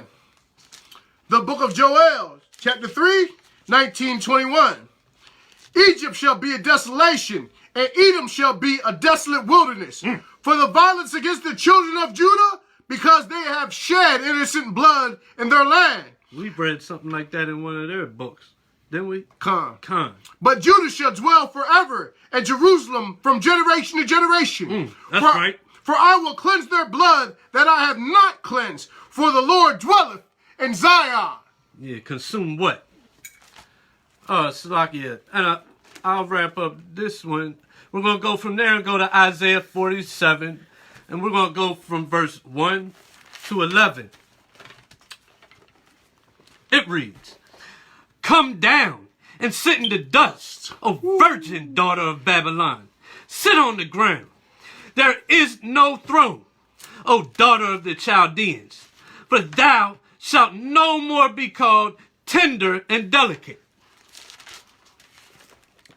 Take the millstones and grind meal. Uncover thy locks, make bare the leg, uncover the thigh, pass over the rivers. Thy nakedness shall be uncovered, yea, thy shame shall be seen. I will take vengeance, and I will not meet thee as a man. As for our Redeemer, the Most High of hosts is his name, the Holy One of Israel. Sit thou silent and get thee into darkness, O daughter of the Chaldeans, for thou shalt no more be called the Lady of Kingdoms. Come. I was wroth with my people. I have polluted mine inheritance and given them into thine hand. That's right, the Most High has given us into his hand. Thou didst show them no mercy. Upon the ancient hast thou very heavily laid the yoke. And thou sayest, I shall be a lady forever, so that thou didst not lay these things to thy heart, neither didst remember the latter end of it. Therefore hear now this, thou that art given to pleasures, that dwellest carelessly, that sayest in thine heart, I am, and none else beside me. I shall not sit as a widow, neither shall I know the loss of children. But these two things shall come to thee in a moment, in one day, the loss of children and widowhood. They shall come upon thee in their perfection, for the multitude of thy sorceries, and for the great abundance of thine enchantments. For thou hast trusted in thy wickedness. Thou hast said, none seeth me. Thy wisdom and thy knowledge, it hath perverted thee. And thou hast said in thine heart, I am, and none else beside me. Therefore shall evil come upon thee. Thou shalt not know from whence it riseth, and mischief shall fall upon thee. Thou shalt not be able to put it off. And desolation shall come upon thee suddenly, which thou shalt not know. I got a precept. Bring it out. This is the book of Obadiah, verse 17 to 18.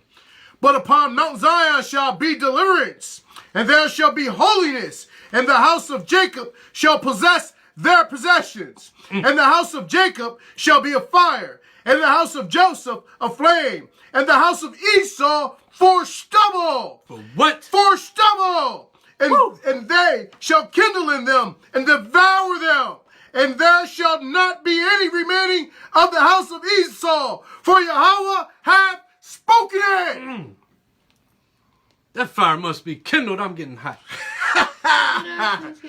It must be kindled already. Come. Man, that's it for that. Once again, we want to give all praise, glory, and honor to the Most High Yahweh in the name of his son Yahweh Shai, and peace and blessings once again to the 12 tribes who are scattered to the four corners of the globe. Shalom. And men of Israel, we'd like to urge you and charge you to continue to keep your hands to the plow. And sisters of Israel, we like to ask you to continue to support your men and do whatever you have to do to take part in this ministry. Shalom to all of you. We'd like to say peace and blessings to all of you. We'd like to ask the Most High to protect your families and increase the plagues upon the heathen. That's right. Increase the plagues upon the heathen. Increase the plagues upon the heathen. Right. Do it. Come. And you can watch our videos here at Hebrew Media is Our Voice. You can watch us on YouTube at Taking the Kingdom 12 and Mikael 7. You can also see more of our videos at Rise of the Chosen here on Facebook as well. And with that, we say Shalom, and we'll close with Psalms 19, verse 14. The book of Psalms, chapter 19, verse 14. Let the words of thy mouth and the meditation of thy heart be acceptable in thy sight. O Yahweh, my strength and my redeemer. Kum Yasharallah! Kum Yasharallah! Kum Yasharallah! Kum Yasharallah! Kum Yasharallah! Kum Yasharallah! Ba'ashem Yahweh Shai! Ba'ashem Yahweh Shai!